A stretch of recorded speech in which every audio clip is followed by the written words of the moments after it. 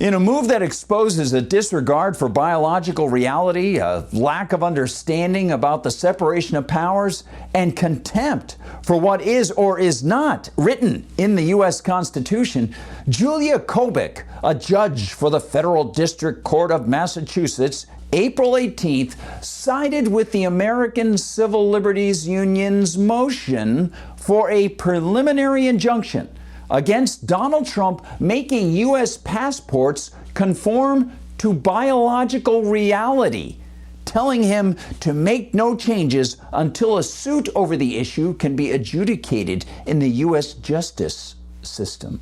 The Associated Press reports that the order, quote, blocked the Trump administration from enacting a policy that bans the use of the X marker used by non-binary people on passports, as well as the changing of gender markers, end quote. And they also offer key background, but of course, they slant it to avoid mentioning what is biological reality, opting instead to adopt a pretense of balance by mentioning that the Trump policy change is frowned upon by major medical groups. Quote, in an executive order signed in January, the president used a narrow definition of the sexes instead of a broader conception of gender.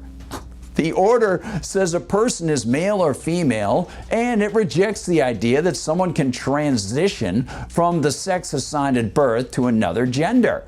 The framing is in line with many conservatives' views, but at odds with major medical groups and policies under former President Joe Biden, end quote. Let me ask you, do you need major medical groups to tell you the difference between a biological male and a biological female? How about this? Do security personnel, police, and EMTs, do they need amorphous, fantastical sobriquets to handle potentially life-threatening situations? Or do they need biological facts?